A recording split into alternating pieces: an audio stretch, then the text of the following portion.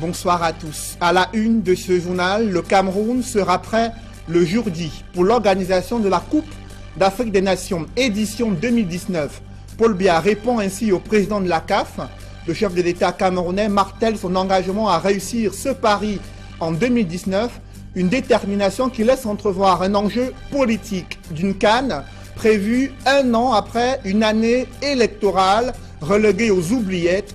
Vous le verrez dans ce journal, un président de la République plus préoccupé à célébrer les performances sportives et la fibre patriotique des athlètes pourtant négligés, abandonnés à eux-mêmes sans aucune infrastructure ni accompagnement adéquat, les démunis du système sportif national qui remettent au goût du jour à travers leurs performances les dysfonctionnements des politiques publiques destinées à la jeunesse. On en parle dans ce journal. Et à l'international, la situation politique instable de la République démocratique du Congo et les étincelles d'un chaos qui pourrait jaillir à tout moment dans ce pays qui a essuyé un coup d'État. On fait le point au cœur de ce journal.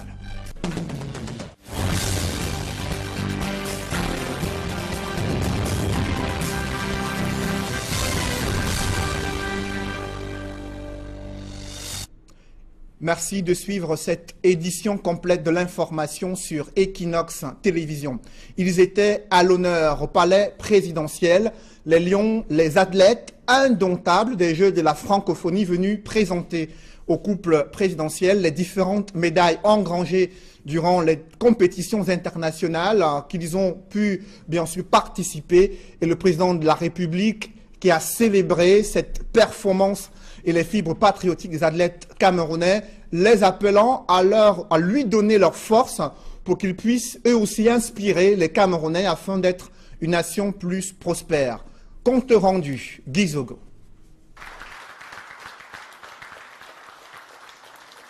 C'est un classique, le Bidon Challenge, et le ministre des Sports l'a remis lors de la réception au Palais de l'Unité en l'honneur des athlètes camerounais médaillés des compétitions sportives. Sur leur petit nuage, les athlètes ont été récompensés par des médailles pour leurs exploits que Paul Biya a salués. Chers sportifs, chers athlètes, vous êtes le symbole vivant du Cameroun que nous aimons, du Cameroun que nous voulons, c'est-à-dire du Cameroun qui gagne. Magnifiant les vertus du sport, le chef de l'État a loué ses bénéfices pour un monde meilleur. Vous êtes en effet les bâtisseurs du temple virtuel d'un monde plus fraternel, celui-là même dont l'humanité, en ses débuts de millénaires, a le plus grand besoin. Oui, notre monde a un grand besoin de fraternité. Même notre beau pays, le Cameroun, a soif de fraternité. Je vous engage alors, chers amis sportifs, à me prêter votre appui robuste, votre appui musclé. Dans le registre incontournable de la Coupe d'Afrique des Nations de football 2019 que le Cameroun va organiser, Paul Biya a annoncé que le Cameroun va relever ce défi. La CAN 2019, c'est déjà demain. Vous avez rendez-vous avec l'Afrique sportive, ici même au Cameroun, et le Cameroun sera prêt le jour J.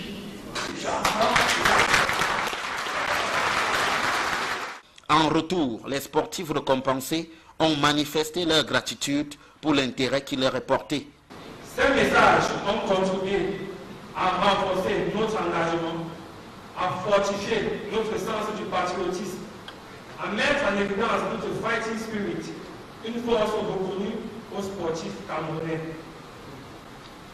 Toutes choses qui nous ont permis de hisser très haut le drapeau de notre pays. De quoi donner un air de mobilisation générale pour les échéances sportives à venir. Élément majeur de cette sortie du chef de l'État, le fait qu'il s'engage pour la CAN 2019 prévue au Cameroun.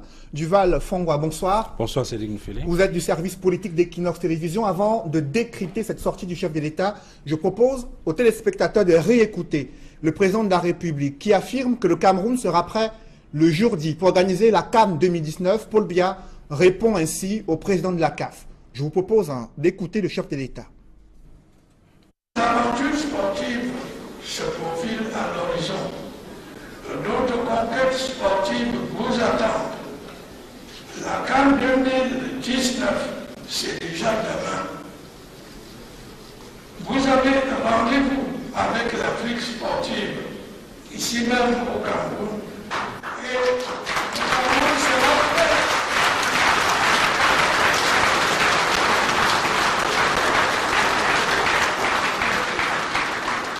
Et le Cameroun sera prêt le jour dit. J'entends.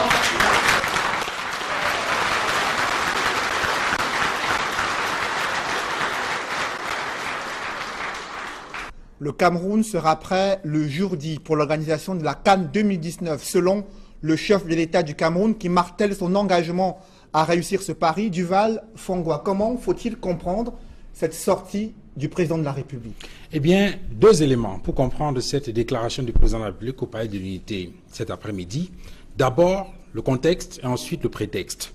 Sur le contexte, il faut relever qu'il y a quelques jours, il y a eu un rapport très controversé d'Amnesty International qui relevait les exactions des Camerounais, ou si vous voulez, des militaires camerounais, dans la lutte contre Boko Haram. Un rapport très controversé qui a obligé le ministre de la Communication à faire une sortie là-dessus. Et vous avez remarqué que l'opinion était divisée. Deuxième élément, les élections de 2018. Alors là encore, on a observé qu'il y avait une division dans l'opinion. Ceux qui estiment qu'il faut absolument modifier le code électoral avant une éventuelle élection, encore qu'il y a une autre question qui se pose à côté, c'est la question de l'organisation justement de ces élections en 2018. Élections, y aura-t-il pas? On se pose la question. Et troisième élément, c'est la crise anglophone. Une crise anglophone qui n'est pas complètement résolue. D'ailleurs, vous vous souvenez qu'il y a quelques jours, le gouvernement a envoyé en mission à l'étranger un certain nombre de personnes pour aller expliquer aux chancelleries occidentales, et si vous voulez, aux étrangers, des bienfaits sur le bien fondé des mesures qui ont été prises par le Cameroun dans la résolution de cette crise. Et il y a heureusement, j'ai bien heureusement, la déclaration d'Ahmed Ahmad, le président de la Confédération africaine de football, qui au Burkina Faso a indiqué que le Cameroun n'est pas prêt pour la CAN 2019 et a ajouté que même pour une CAN à 4, le Cameroun ne serait pas prêt. Et puis, hop, le président de la République, en parfait homme politique qu'il est, a sauté sur l'occasion. Beaucoup se demandent comment on en est arrivé à une cérémonie comme celle-là au Palais de l'Unité. Le président de la République a l'habitude de recevoir des footballeurs, dans une certaine mesure. On l'a vu avec la CAN féminine, on l'a vu avec les Lions. On se souvient également que pour les femmes qui avaient remporté la Coupe d'Afrique de basket, on attendait une cérémonie similaire, ça n'a pas été le cas. Et donc, on trouve des athlètes au Palais de l'Unité et en réalité, pour certains, ceux qui savent bien lire, le président de la République a trouvé là l'occasion de répondre à Ahmed Ahmad, le président de la Confédération africaine de football. Après cet engagement pris par le chef de l'État, quel est l'horizon sociopolitique qui se dessine dans les tout prochains mois, Duval Fongwa? Eh bien, pour les engagements, si vous voulez, si on peut appeler le programme politique, économique, social et culturel du gouvernement, dès demain, se résumera en 3 points. Premier point, organiser la CAN 2019 au Cameroun. Deuxième point, organiser la CAN 2019 au Cameroun. Troisième point, organiser la CAN 2019 au Cameroun. Donc, pour les 18 prochains mois, eh bien, le principal élément qui va motiver toute l'action gouvernementale risque d'être focalisé sur la question de l'organisation de ces CAN 2019. Merci Duval Fongwa. Je rappelle que vous êtes du service politique d'Equinox Télévision. Le chef de l'État, vous l'avez suivi, plus occupé à célébrer les performances sportives, mais aussi la fibre patriotique des athlètes camerounais, pourtant négligés, abandonnés à eux-mêmes, sans aucune infrastructure, ni un accompagnement adéquat, les démunis du système sportif national qui remettent au goût du jour l'épineuse question relative aux politiques publiques destinées à encadrer le talent de la jeunesse. Des précisions avec Emos Fongo et Hervé Kemier. Si les prouesses des athlètes des sports mineurs auraient changé la francophonie 2017 à Abidjan parlent en leur faveur, ces athlètes honorés aujourd'hui ne sont pas les mieux lotis du système sportif national. Marginalisés, ignorés par les pouvoirs publics, ils sont parents très pauvres du système. Ces athlètes sont victimes d'une politique bancale de leurs fédérations respectives qui ouvre la voie au laxisme de la tutelle qu'est le ministère des Sports et de l'Éducation physique. Compétition nationale au rabais, les athlètes clochardisés qui, animés par la passion pour leur discipline sportive, s'entraînent dans des conditions précaires. L'absence des athlètes dans les rendez-vous sur le continent ou ailleurs, faute de budget réservé au déplacement des délégations des sports mineurs. L'amateurisme des fédérations de ces sports mineurs, une kyrielle de manquements qui plombe la carrière de ces athlètes engagés dans les sports mineurs. Ces athlètes défavorisés n'échappent pas à l'extrême pauvreté, tant les gains sont minables, très loin des chiffres ronflants du sport roi, le football. Malgré ce traitement à la petite semelle, les athlètes des sports mineurs ne rendent pas le tablier.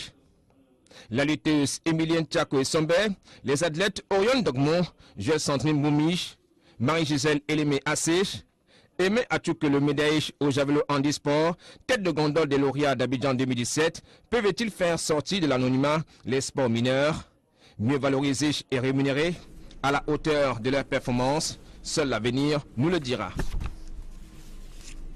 Toujours en sport, concernant les jeunes talents camerounais, vous allez le voir, les sélections nationales de football ne font plus rêver les jeunes talents camerounais. Le capitaine des Lions A-Prime a déserté le camp d'entraînement pour aller effectuer des tests d'entraînement et des tests de sélection pour des clubs européens. C'est un coup dur pour Rigobertson, sélectionneur des Lions A-Prime. Néanmoins, il garde encore quelques coups de poker à quelques jours du match contre Sao Tomé et Principe. Emos Wanga et Donald Anouzwa. Les médias conviés à la conférence de presse donnée par l'encadrement technique des Lions A-Prime vont d'entrée de jeu interroger l'entraîneur Rigobertson sur ses défections en cascade enregistrées à quelques jours de la rencontre qui opposera le Cameroun à Sao Tomé et Principe. Sur le cas Aaron Bimbe, jusqu'à date capitaine de la sélection A-Prime, parti chercher fortune ailleurs, le sélectionneur s'explique. On a échangé normalement, il a été vraiment très professionnel et on s'est entendu. Et c'est vrai que sur le plan de notre stratégie, il nous met en difficulté parce que à la base, c'est avec lui qu'on comptait tenir quelque chose. Aaron Bimbe, qui perd de facto son brassard de capitaine au profit de Junior Awono, est aussi remplacé par le défenseur central Abouem Maya de l'UMS de Lund. Pour le sélectionneur national des A', la sérénité doit rester de mise. Aujourd'hui, je peux vous rassurer qu'on ne doute plus. Vous savez vous-même que les joueurs qui sont là pour le moment sont des joueurs que vous avez vus vous-même s'exprimer sur le terrain. Donc, le classement même, les 11 entrants, je pense que vous-même vous pouvez les trouver. Rigobertson, qui s'est réservé de communiquer ses plans de jeu et son 11 entrants à la presse, fait tout de même savoir que l'adversaire de samedi prochain est prenable. On va dans une situation où nous, on connaît leurs faiblesses, on sait que c'est une équipe qui est prenable. Le match qu'on a vu, c'était contre Madagascar. Ils ont perdu 3-2. Mais ils ont quand même marqué 2 buts. Donc ça veut dire que c'est quand même une équipe qui peut créer des situations. Le staff technique des Lions A' et son effectif de 20 joueurs qui quittent ainsi Douala affronteront le 20 août prochain en match aller du premier tour éliminatoire du CHAN Kenya 2018 la sélection A' de Sao Tomé et Principe. Toujours dans ce chapitre, le Cameroun gagne une place au classement FIFA du mois d'août 2017 et se positionne désormais à la 35e place et au 5e rang africain. Le Nigeria, prochain adversaire du Cameroun pour les éliminatoires du mondial Russie 2018, a aussi gagné une place et est classé 38e. L'Égypte a perdu une place mais reste leader en Afrique selon le classement FIFA. Parlons à présent de ces explosifs découverts à Bangui, mais aussi ces présumés terroristes interpellés par les pouvoirs publics. Cette affaire sème le doute dans l'esprit de la classe politique. Elle émet quelques réserves sur la sortie du porte-parole du gouvernement, mais néanmoins condamne toute forme de violence et de radicalisation des mouvements au sein de cette crise anglophone. Reportage Sylvestre Hippolyte Zangao. Des explosifs dissimulés dans un domicile à Bangui, dans la région du Nord-Ouest. L'œuvre est celle d'extrémistes se réclamant de la République d'Ambazonie, que ces derniers veulent imposer dans la partie anglophone du Cameroun. Cette certitude du gouvernement camerounais, exprimée par son porte-parole Issa Tiroma Bakari, retient l'attention des leaders d'opinion. Joshua aussi, et bien d'autres, condamnent toute forme de violence. Je pense qu'avant toute chose, il faut le dire clairement, le SDF condamne toute forme de violence. Nous n'allons pas régler les problèmes de ce pays par la violence, que ce soit la violence des forces de l'ordre envers des Camerounais qui manifestent paisiblement parce qu'ils ont une opinion autre que celle du gouvernement, ou que ce soit l'inverse, ces armes trouvées. C'est une affaire très grave. Les gens doivent comprendre que la guerre ne peut jamais régler une situation. La guerre ne fait que, n'est-ce pas, envenimer, créer des ennemis entre les peuples pour rien. Or, c'est des choses qu'on peut discuter et négocier si vous voulez aussi le faire de façon pacifique. On ne peut jamais être pour la violence dans n'importe quel pays que ce soit. Nous connaissons les conséquences des violences. Cependant, pour ces leaders d'opinion, le mode opératoire pour mettre la main sur les présumés terroristes et leurs explosifs prête à confusion. Nous ne savons pas si c'est les forces, les services secrets qui ont posé ces armes-là pour pouvoir monter d'un cran la riposte des forces de l'ordre. Nous ne savons pas si ce sont des bandits de grand chemin qui ont ces armes, qui voulaient peut-être braquer une banque ou autre chose. Nous savons encore moins si ce sont des armes qui sont destinées à commettre des actes terroristes pour une cause politique. Et donc, puisqu'on ne sait pas exactement de quoi il s'agit, on a un devoir de réserve pour ne pas le commenter. Je ne comprends pas quand même comment est-ce qu'on peut parler d'explosifs et des armes et on trouve des hommes en tenue en train d'aller avec des bras complètement vides pour pouvoir aller ramasser des explosifs. Et je pense qu'il y a des forces spécialisées. L'endroit même que ces explosifs-là ont été retrouvés n'ont pas été quand même encerclés pour essayer d'empêcher à la population de s'approcher. Rappelons que la crise dite anglophone, qui dure depuis plusieurs mois, est au centre d'une divergence d'opinion entre le gouvernement camerounais et plusieurs leaders anglophones. Au-delà de cette question de confusion, cette affaire des explosifs découverts à Bangui suscite des inquiétudes sur les risques de radicalisation des différents acteurs impliqués dans la crise anglophone, laquelle perdure depuis près de 10 mois à présent. Je vous propose de suivre l'analyse de Guy Zogo. Devant les déclarations du ministre de la Communication, Issa Tiroma Bakari, on est a priori saisi de stupeur et de tremblement, pour reprendre l'expression de l'écrivain Amélie Nothomb. Il pointe alors l'interrogation de savoir si les méthodes de Boko Haram ne sont-elles pas en train de gagner dangereusement la partie anglophone du pays, ce qui pourrait induire une aggravation et la multiplication des foyers conflictogènes sur le territoire national. Mais quelques précautions ne sont pas à exclure dans ce développement supplémentaire dans la crise anglophone. Le gouvernement a-t-il opté pour la formule choc qui consiste souvent à dire, toute proportion gardée ici, qu'il faut terroriser le terrorisme? Nul ne le sait. Néanmoins, la question se pose au moment où quelques faits survenus ces dernières heures n'indiquent pas qu'on est sur le chemin de la désescalade. D'abord, l'annonce d'un appel à nouveau pour les villes mortes dans la partie anglophone ne préfigure rien de bon pour la rentrée scolaire à venir. Ensuite, les délégations camerounaises envoyées à l'étranger pour tenter de désamorcer la crise anglophone essuient une déculottée sur le terrain. Ces signaux peu avantageux pour le gouvernement peuvent inciter à durcir le ton en prévision d'actions vigoureuses qui pourraient intervenir incessamment. Ces risques élevés de radicalisation de la crise anglophone, l'implication des jeunes dans le processus électoral et ce calendrier flou des élections prévues initialement en 2018, on prolonge le débat en deuxième partie de ce journal avec Serge Espoir Matomba, président national du PURS. Il est l'invité de la deuxième partie de ce journal. Mais avant, le calvaire qu'a vécu des populations à Yabassi dans le département du Nkam, elles viennent de sortir de 3 mois d'obscurité. Pas d'électricité durant près de 3 mois. La vie tournait au ralenti. Les activités économiques quasi inexistantes. Le chiffre d'affaires qui a chuté et difficile quotidien pour les jeunes qui se livrent à la débauche du côté de Yabassi. Des précisions avec nos reporters Flavien Dongo et Innocent Abega, de retour du chef-lieu du département d'Unkam. La ville de Yabassi dispose des installations électriques, mais sans énergie. Ça fait pratiquement 3 mois qu'il n'y a pas de lumière.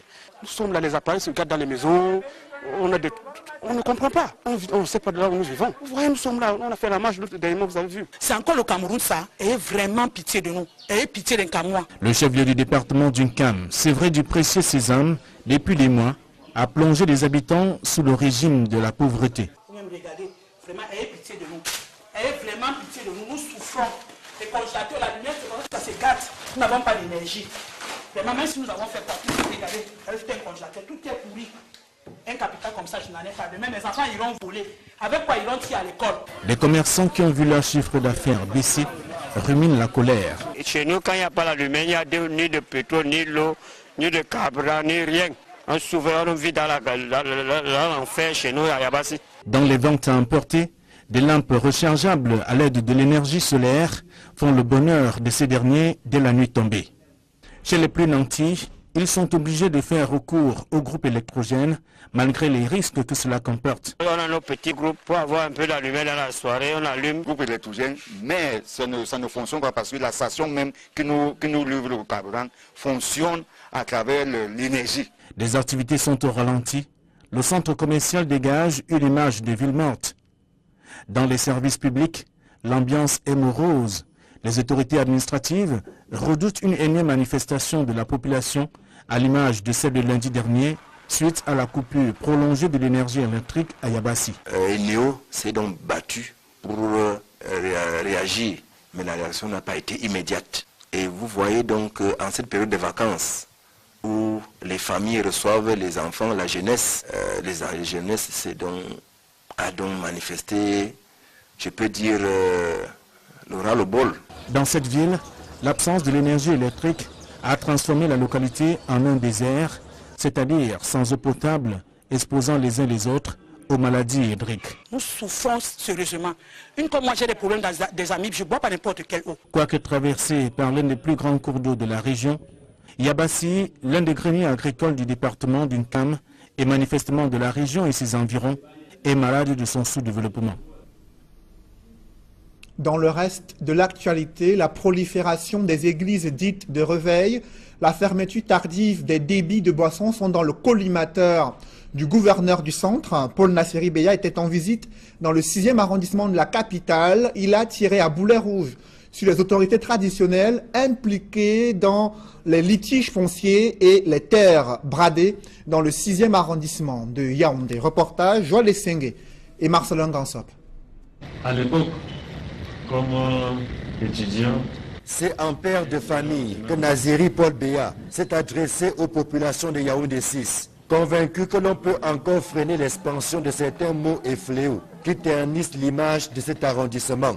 Au rang de ceux-ci figurent les nuisances sonores.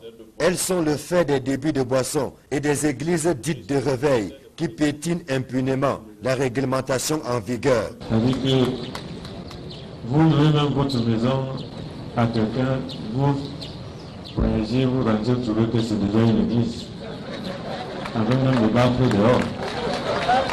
Nous demandons, comme Dieu lui-même a recommandé, qu'on peut prier, hein, même dans son cœur, même à l'intérieur de sa chambre. Mais quand il veut prier pour que tout le monde le voit, c'est la sorcellerie déjà. Les bars ont des heures d'ouverture et de fermeture. S'il y a une nécessité de dépasser l'heure de fermeture à cause d'une cérémonie, il faut demander l'autorisation. Mais on connaît les bars d'ici qui passent tout le temps. C'est-à-dire que c'est ce que quand il y a coupé, même il met les bouchées.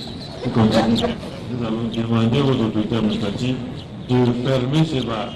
Le gouverneur de la région du centre s'est aussi attaqué à la braderie des terres. Le doigt accusateur est pointé en direction des chefs traditionnels qui nourrissent la plupart des conflits fonciers enregistrés dans l'arrondissement. Parce que tous les terres sont finis. Et donc Les gens sont déjà sur les collines de Mandonga.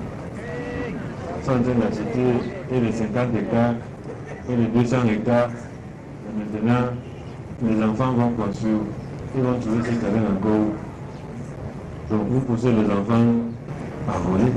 Vendre un terrain pour aller à Paris, et revenir, on gagne quoi? Vendre un terrain pour acheter une voiture. On marche dans la voiture, à grande demande de carburant, tout ce qu'on fait. Je parle de ça surtout les chefs, hein, pour montrer qu'on est un grand chef. Il faut faire la clé de la voiture.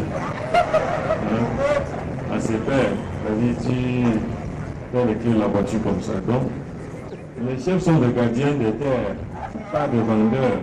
Pour le gouverneur de la région du centre, il n'est pas question que l'arrondissement de Yaoundé 6, qu'il connaît bien, continue à alimenter la rubrique des faits divers. Aussi a-t-il prescrit au sous-préfet et à l'exécutif communal de prendre les mesures qui s'imposent afin que force revienne à la loi. Qu'il s'agisse du transport, du commerce ou de l'exercice d'une quelconque activité économique, il existe des textes réglementaires et il faut les respecter. C'est une désillusion totale pour des jeunes entrepreneurs. L'horizon s'assombrit autour de ce plan spécial jeune annoncé en 2016. Cette bouffée d'oxygène financière n'a pas toujours été insufflée dans le moteur de créativité entrepreneuriale. Des jeunes désespérés déplorent l'abandon des pouvoirs publics, un cri de détresse exprimé au Salon international de la jeunesse. Reportage Ike Cyril. À l'esplanade du Musée national à Yaoundé, des jeunes Camerounais exposent leur savoir-faire.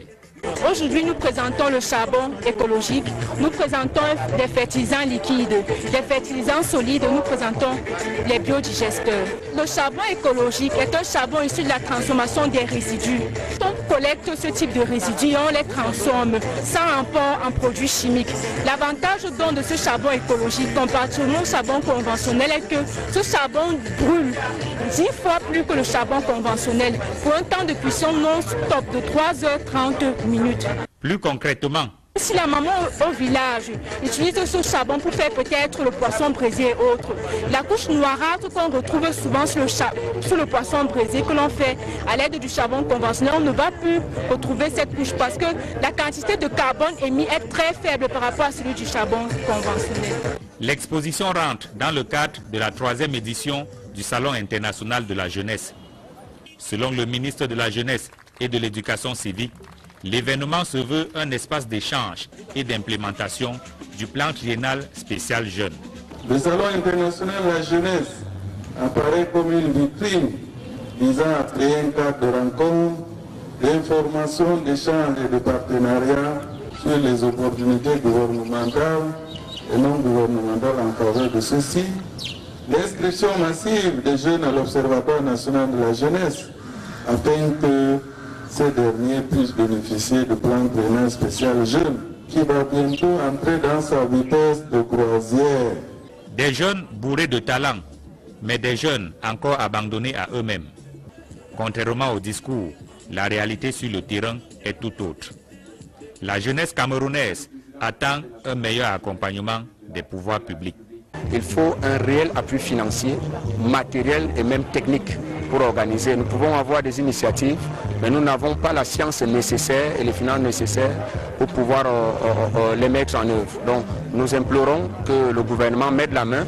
Le Salon international de la jeunesse, édition 2017, porte véritablement son nom. Des pays voisins et amis ont honoré la cérémonie d'ouverture, elle-même marquée par la coupure du ruban et la photo de famille. Et cette jeunesse camerounaise qui s'implique très peu dans la vie politique, pourtant elle représente près de 70% de la population camerounaise, à un an des élections présidentielles, législatives, municipales et sénatoriales. La raison pour laquelle les jeunes s'engagent moins dans la politique reste jusqu'ici un mystère et la société civile tente de les encourager à davantage décider de leur propre avenir. Des précisions dans ce reportage signé Kate Diarra. Salle comble à la maison de l'enfance joyeuse à Bonondjo. Des jeunes venant de divers arrondissements de Douala ont répondu présent à l'invitation de l'organisation non gouvernementale Un Monde à Venir, qui, en prélude à la Journée internationale de la jeunesse, célébrée le 12 août prochain, les a conviés pour quelques heures d'échange. Dans un contexte où le regard est de plus en plus porté vers les jeunes comme étant l'espoir d'un Cameroun nouveau, d'un futur Cameroun meilleur, il me semble intéressant que les jeunes se mobilisent davantage à voir comment est-ce qu'ils impactent la construction de la démocratie. Au cours de ces moments d'intense discussion, fortement axés sur l'implication de la jeunesse dans la construction de la démocratie, les intervenants ont pu échanger avec ces jeunes sur la force qu'ils représentent pour la société camerounaise, avec en toile de fond une motivation: les jeunes ne sont pas programmés pour échouer. Nous devons aller de l'avant, nous pouvons le valoriser. Penser que nos parents ont échoué, mais nous ne pouvons pas échouer. Nous n'avons pas droit à l'erreur. Donc le jeune aujourd'hui doit faire en sorte qu'il soit un modèle pour sa patrie. Un état de choses qui ne les a pas empêchés de revenir sur les points essentiels du développement au Cameroun. Points qui, selon ces jeunes, sont foulés du pied par de nombreux hommes politiques. Le problème fondamental, c'est l'éducation à la citoyenneté. Alors les jeunes aujourd'hui grandissent dans un système éducatif où ils ne connaissent même pas leurs droits. Et l'autre chose, c'est que les populations se sentent frustrées parce que les politiques aujourd'hui ne consultent pas vraiment les populations à la base pour prendre les décisions. Au total, ce sont 5 arrondissements de la ville qui ont été représentés par quelques leaders d'associations qui auront à leur tour la lourde responsabilité de sensibiliser leurs membres. Donc nous organisons régulièrement des réunions. Donc, au sein des réunions, nous allons transmettre les connaissances que nous avons acquises aujourd'hui. Du côté de l'ONG Un Monde à Venir, le sentiment de devoir accompli, dû à la forte participation de la jeunesse, est présent. Je me réjouis de ce que les jeunes aient répondu, pour une fois nombreux, à venir débattre autour d'un sujet que j'estime être important. Parce qu'aujourd'hui, il s'agit de discuter sur l'implication des jeunes dans la construction de la démocratie. En plus de la rencontre de la salle de l'enfance joyeuse, de nombreuses autres activités sont prévues, à l'instar du conseil municipal jeune de Douala 1er et de la sensibilisation tous azimuts de la jeunesse sur la nécessité de s'impliquer dans les processus démocratiques. Une escale internationale avant la deuxième partie de ce journal, ce calme précaire qui règne à Kinshasa. Après un coup d'État manqué et plusieurs jours d'affrontements armés, la situation sociopolitique est instable et les étincelles d'un chaos peuvent jaillir à tout moment et embraser la République démocratique du Congo. Mais le gouvernement rassure sur l'arrestation des présumés auteurs de ce coup d'État manqué. L'opposition, quant à elle, reste déterminée à faire plier Joseph Kabila, arrivé en fin de mandat depuis l'année dernière et appelé à organiser les élections présidentielles avant la fin de l'année 2017. Dans une poussière de secondes, la deuxième partie de ce journal.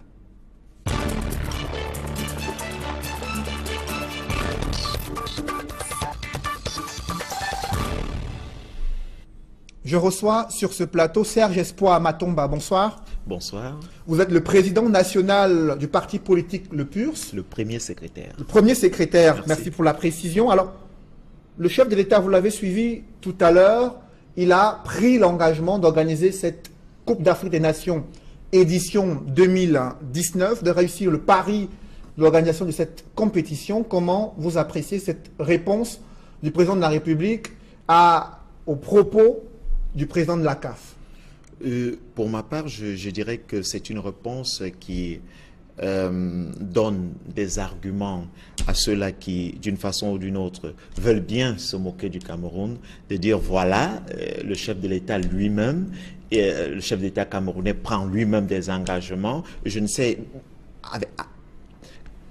Ces engagements, sur quoi ils les font, ça c'est une des choses. Je voudrais aussi que nous organisons cette CAN. C'est tout mon souhait. Et je pense que c'est le souhait de tous les Camerounais.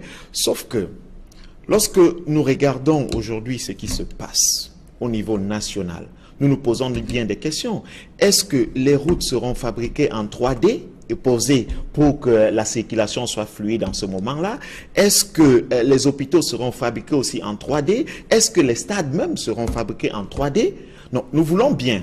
Le Cameroun est une grande nation de football depuis les années 70.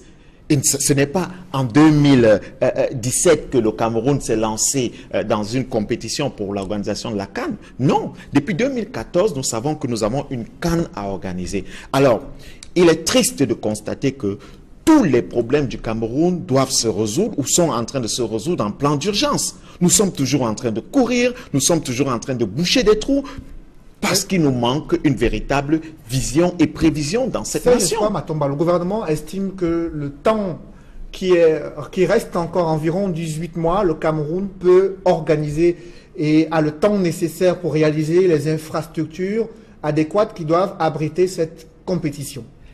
Mon souhait est celui de voir la CAN se réaliser au Cameroun. Il ne faut pas croire que je ne voudrais pas que cet événement sportif se réalise au Cameroun. Non, non, je voudrais bien. Mais je déplore le fait que nous soyons toujours en train de courir, en train de boucher les trous. Et pourtant, ce n'est pas aujourd'hui qu'on nous a confié l'organisation de la CAN. C'est quand même depuis 2014. Qu'est-ce que nous avons fait jusqu'à présent ? Qu'est-ce que nous avons fait? On parle là d'un pays où les citoyens, on parlait tout à l'heure, je suivais dans votre journal, la situation des Yabassi. Vous voyez, on parle d'un pays où des gens n'ont pas d'eau. On parle d'un pays où les gens n'ont pas d'électricité. Et vous allez voir que lorsqu'il s'agira, par exemple, de manifester contre cet approvisionnement d'eau qui manque, plusieurs Camerounais ne seront pas présents. Mais lorsqu'il faudra manifester pour une organisation d'un événement sportif comme la CAN, des gens vont brandir la fibre patriotique en disant il y a un complot organisé contre le Cameroun. Il ne s'agit pas de ça. Depuis les années 70, depuis 72, nous savons, nous sommes une grande nation de football. Combien de stades avons-nous? Quelles sont les infrastructures sportives que nous avons? Et ça nous ramène à une question. Quelle est la politique sportive de nos dirigeants? Mais justement, il y a des stades qui sont annoncés. Il y a un stade à Olembe qui va porter le nom du chef de l'État et qui est en cours de construction. On a parlé des préfabriqués qui doivent être réalisés du côté de l'Italie. Il y a un stade également prévu à Japoma, dans le 3e arrondissement de Douala. Est-ce que ces infrastructures ne vont pas répondre justement à ce souci que vous posez, celui de doter le Cameroun des infrastructures adéquates pour être une grande nation de football? Pensez-vous qu'une nation qui soit, depuis les années 70, une grande nation, soit aujourd'hui en train de poser des stades préfabriqués dans la République? C'est un problème. C'est justement ce problème dont nous parlons, ce manque de vision, ce manque de prévision. Mais nous disons aujourd'hui, nous avons passé du temps à faire des propositions, nous avons passé du temps à porter de la critique, constructive d'ailleurs, mais aujourd'hui l'heure n'est plus à la critique. Ce que nous faisons, nous disons désormais, voici ce que nous allons faire, parce que continuer à voir le Cameroun répondre, parce que des uns et des autres disent ceci, c'est un problème. Nous devons répondre par l'action. Nous devons répondre en action. Nous devons répondre avec ce que nous avons. Ça devrait être une évidence que les gens constatent et voient que le Cameroun est prêt. Ce ne sont pas des discours qui doivent rassurer les gens, mais les faits. Justement, Serge Espoir Matomba, le chef de l'État, a pris l'engagement d'organiser la CAN en 2019, mais il n'a fait mention ni de l'année 2018, une année importante et cruciale dans la vie politique du Cameroun, avec 4 élections attendues. Alors, comment est-ce que vous appréciez cette attitude du président de la République? Écoutez, ce qui est déplorable, c'est le fait que le calendrier électoral appartienne justement au chef de l'État.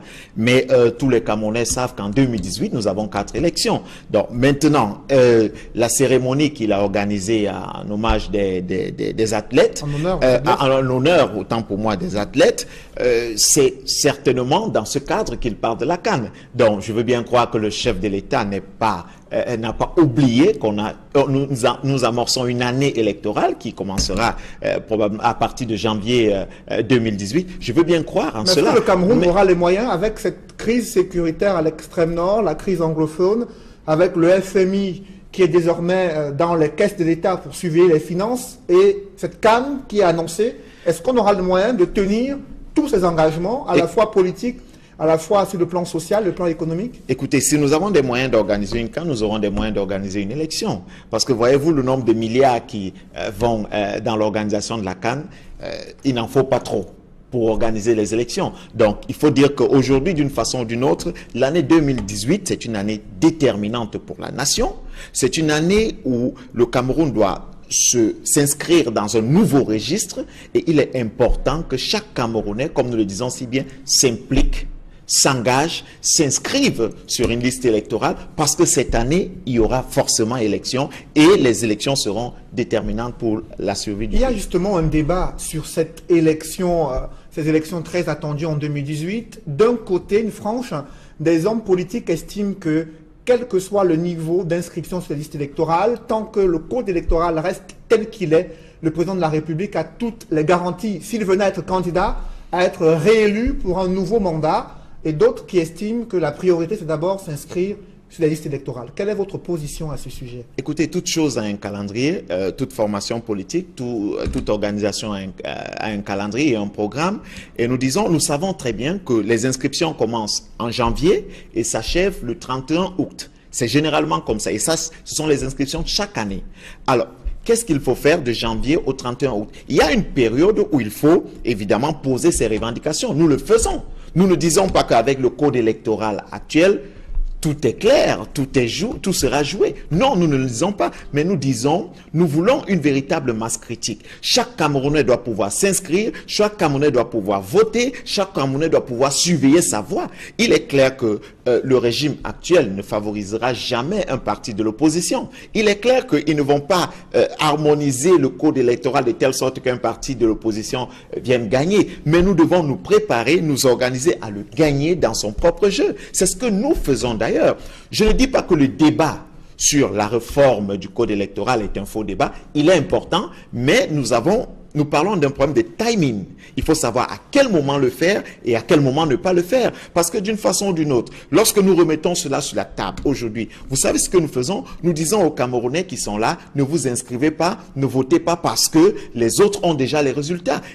Pourtant, nous savons qu'une véritable masse critique changera la donne au Cameroun. Justement, où est cette masse critique qui est constituée en grande partie au Cameroun des jeunes, 70% de la population active? Ils ont en majorité l'âge de voter, mais très peu se retrouvent dans les antennes communales de l'ECAM pour s'inscrire sur la liste électorale. Qu'est-ce qui explique, selon vous, cette faible mobilisation, ce faible engagement des jeunes à s'intéresser à la politique dans leur pays? Alors, il faut dire que c'est ce qui leur a été présenté comme étant la politique. Mais aujourd'hui, les choses sont en train de changer. Les jeunes sont en train de s'investir. Les jeunes sont en train de s'inscrire. Les jeunes sont en train de s'engager. Les choses changent. Je vous le dis, encore il y a quelques années, lorsque je montais sur vos plateaux de télé et je participais à d'autres émissions radio et autres, des jeunes, vous n'en rencontrez, vous ne constatez. À ce moment-là, des jeunes ne montaient pas sur des plateaux de télé. Mais aujourd'hui, qu'est-ce que nous pouvons constater? Dans plusieurs formations politiques, vous rencontrez des jeunes qui sont là et qui sont très actifs, qui s'engagent. Dans la société civile, vous avez des jeunes qui sont très actifs et qui s'engagent. Et aujourd'hui, je sors d'un programme d'encadrement des jeunes à la démocratie qui a été organisé par Un Monde à Venir. Là encore, vous rencontrez des jeunes qui sont en train de s'engager. Les choses sont en train de bouger. Est-ce que c'est suffisant pour amorcer la tendance démocratique en 2018? Disons que ce n'est pas suffisant, mais on part déjà de ce fait que les jeunes commencent à prendre conscience qu'il est important pour eux d'être présents pour que les choses changent. Et rassurez-vous, 2018 ne sera pas comme les autres années parce que les choses bougeront forcément. Merci Serge Espoir Matomba. Je précise que vous êtes le premier secrétaire général du PURS, le parti politique, également conseiller municipal dans le 4e arrondissement de Douala. Mesdames, Messieurs, c'est la fin de ce journal. Merci de l'avoir suivi. Restez sur Equinox Télévision pour suivre juste après ce journal Regard Social qui s'intéresse cette fois-ci au calvaire d'une famille où de nombreux enfants sont hermaphrodites. Regard Social présenté par Eric Fernand Kwamo. Merci de rester sur Equinox Télévision.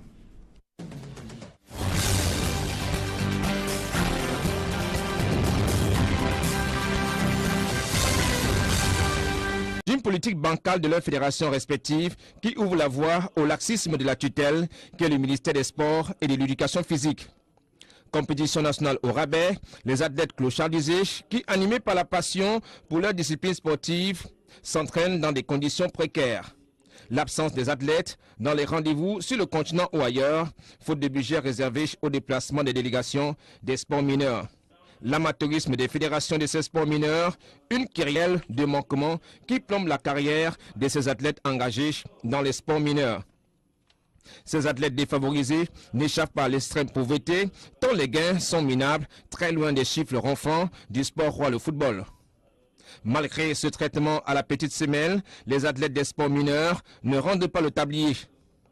La lutteuse Emilienne Tchako et Sombe, les athlètes Orion Dogmo, Joël Sandrine Boumi, Marie-Gisèle Elémé Assé, Aimé Atchouk, le médaillé au javelot handisport, tête de gondole des lauréats d'Abidjan 2017, peuvent-ils faire sortir de l'anonymat les sports mineurs, mieux valorisés et rémunérés, à la hauteur de leur performance? Seul l'avenir nous le dira.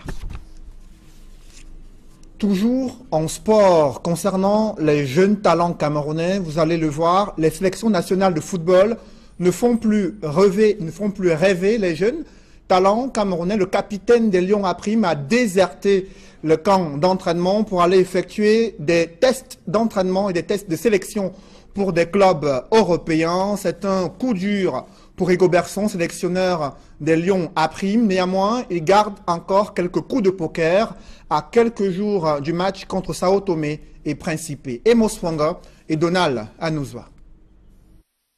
Les médias conviés à la conférence de presse donnée par l'encadrement technique des Lions A-Prime vont d'entrée de jeu interroger l'entraîneur Rigobertson sur ses défections en cascade enregistrées à quelques jours de la rencontre qui opposera le Cameroun à Sao Tomé et Principe. Sur le cas Aaron Bimbe, jusqu'à date capitaine de la sélection A-Prime, parti chercher fortune ailleurs, le sélectionneur s'explique.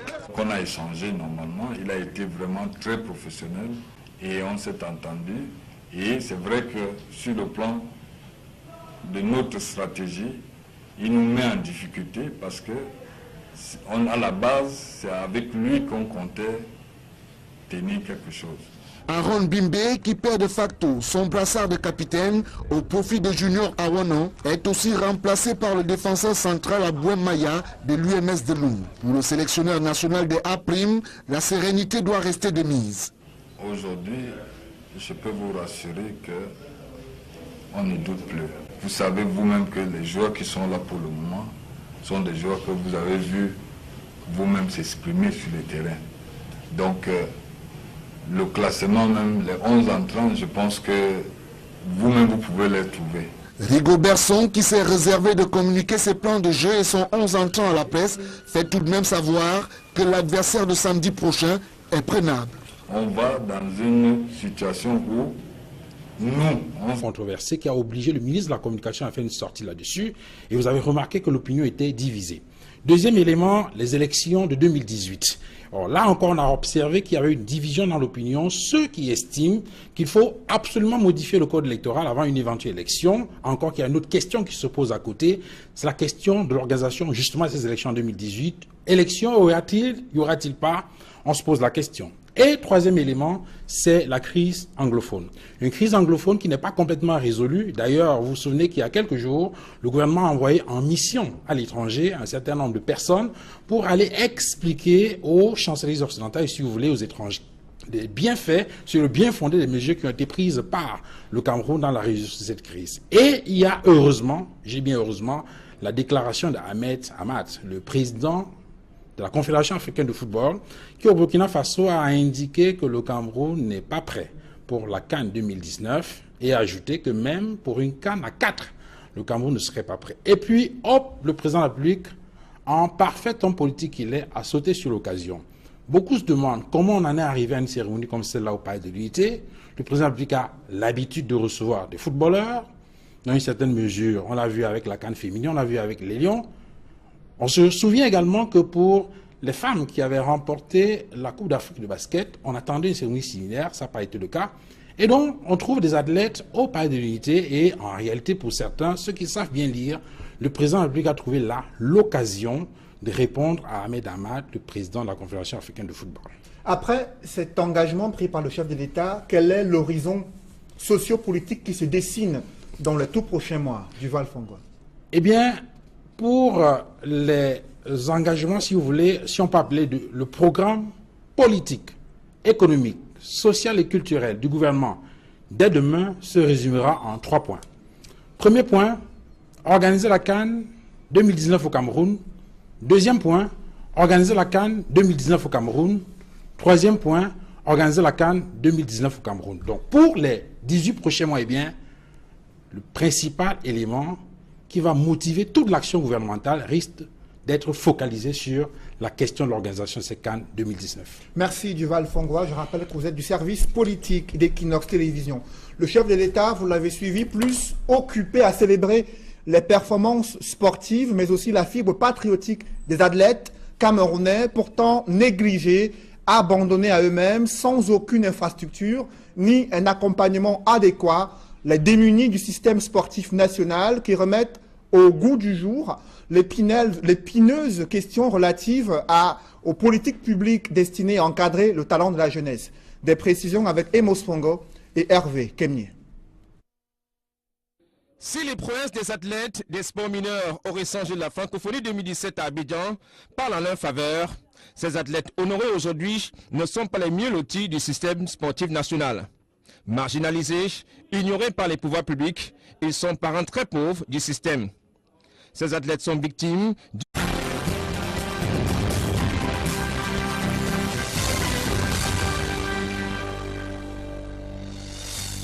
Bonsoir à tous. À la une de ce journal, le Cameroun sera prêt le jour dit pour l'organisation de la Coupe d'Afrique des Nations édition 2019.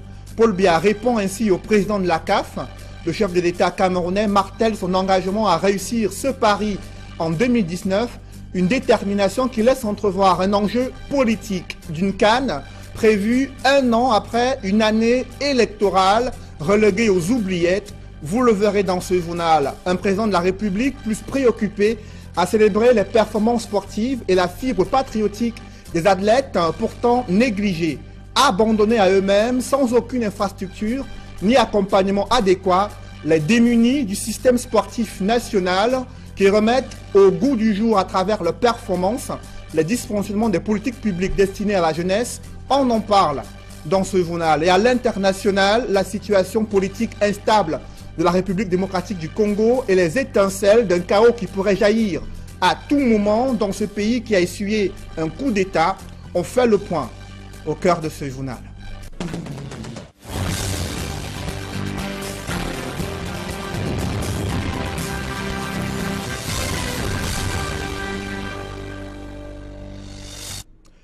Merci de suivre cette édition complète de l'information sur Equinox Télévision.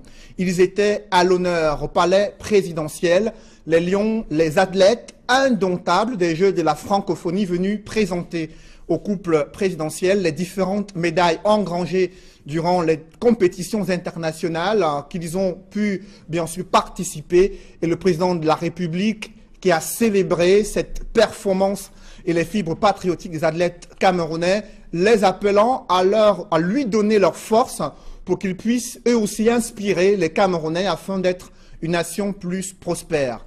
Compte rendu, Guy Zogo.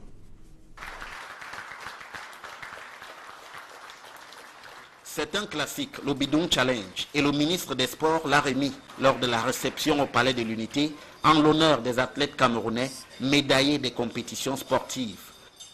Sur leur petit nuage, les athlètes ont été récompensés par des médailles pour leurs exploits que Paul Biya a salués. Chers sportifs, chers athlètes, vous êtes le symbole vivant du Cameroun que nous aimons, du Cameroun que nous voulons, c'est-à-dire du Cameroun qui gagne. Magnifiant les vertus du sport, le chef de l'État a loué ses bénéfices pour un monde meilleur. Vous êtes en effet les bâtisseurs du temple virtuel d'un monde plus fraternel, celui-là même dont l'humanité, en ses débuts de millénaires, a le plus grand besoin. Oui, notre monde a un grand besoin de fraternité. On connaît leurs faiblesses, on sait que c'est une équipe qui est prenable. Le match qu'on a vu, c'était contre Madagascar. Ils ont perdu 3-2. Mais ils ont quand même marqué 2 buts. Donc ça veut dire que c'est quand même une équipe qui peut créer des situations. Le staff technique des Lions A' et son effectif de 20 joueurs qui quittent ainsi Douala affronteront le 20 août prochain en match aller du premier tour éliminatoire du CHAN Kenya 2018 la sélection A' de Sao Tomé et Principe. Toujours dans ce chapitre, le Cameroun gagne une place au classement FIFA du mois d'août 2017 et se positionne désormais à la 35e place et au 5e rang africain. Le Nigeria, prochain adversaire du Cameroun pour les éliminatoires du mondial Russie 2018, a aussi gagné une place et est classé 38e. L'Égypte a perdu une place mais reste leader en Afrique selon le classement FIFA. Parlons à présent de ces explosifs découverts à Bangui, mais aussi ces présumés terroristes interpellés par les pouvoirs publics. Cette affaire sème le doute dans l'esprit de la classe politique.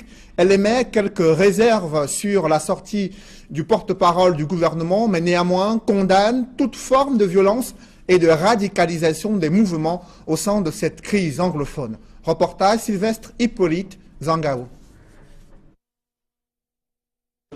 Des explosifs dissimulés dans un domicile à Bangui, dans la région du Nord-Ouest. L'œuvre est celle d'extrémistes se réclamant de la République d'Ambazoni, que ces derniers veulent imposer dans la partie anglophone du Cameroun. Cette certitude du gouvernement camerounais, exprimée par son porte-parole Issa Tiroma Bakari, retient l'attention des leaders d'opinion. Joshua aussi, et bien d'autres, condamnent toute forme de violence. Je pense qu'avant toute chose, il faut le dire clairement. Le SDF condamne toute forme de violence.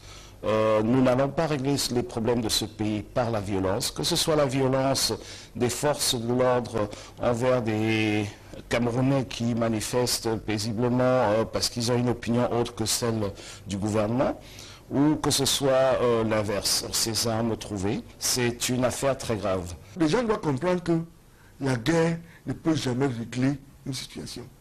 La guerre ne fait que, n'est-ce pas, envenimer, créer des ennemis entre les peuples pour rien. Or, c'est des choses qu'on peut discuter et négocier si vous voulez aussi le faire de façon pacifique. On ne peut jamais être pour la violence dans n'importe quel pays que ce soit. Nous connaissons les conséquences des violences. Cependant, pour ces leaders d'opinion, le mode opératoire pour mettre la main sur les présumés terroristes et leurs explosifs prête à confusion.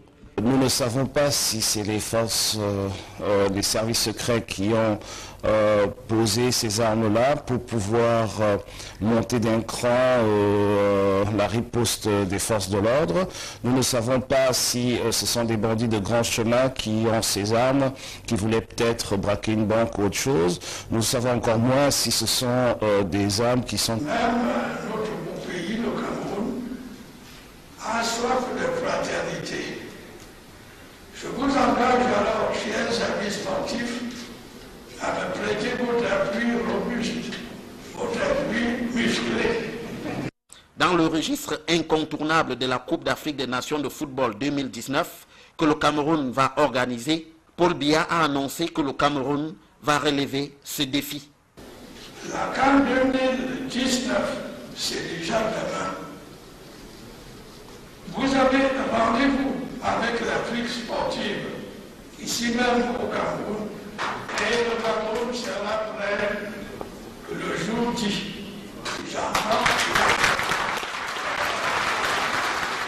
En retour, les sportifs récompensés ont manifesté leur gratitude pour l'intérêt qui leur est porté. Ces messages ont contribué à renforcer notre engagement, à fortifier notre sens du patriotisme, à mettre en évidence notre fighting spirit, une force reconnue aux sportifs camerounais. Toutes choses qui nous ont permis de hisser haut le drapeau de notre pays. De quoi donner un air de mobilisation générale pour les échéances sportives à venir. Élément majeur de cette sortie du chef de l'État, le fait qu'il s'engage pour la CAN 2019 prévue au Cameroun. Duval Fongwa, bonsoir. Bonsoir Cédric Moufélé. Vous êtes du service politique d'Equinox Télévision. Avant de décrypter cette sortie du chef de l'État, je propose aux téléspectateurs de réécouter le président de la République qui affirme que le Cameroun sera prêt le jour dit pour organiser la CAN 2019. Paul Biya répond ainsi au président de la CAF. Je vous propose d'écouter le chef de l'État. Nous se profilent à l'horizon. D'autres conquêtes sportives vous attendent.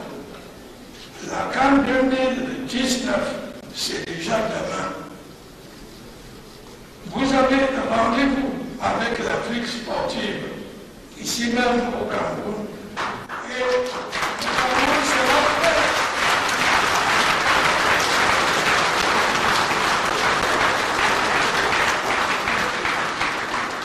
Et le Cameroun sera prêt le jour dit. J'entends.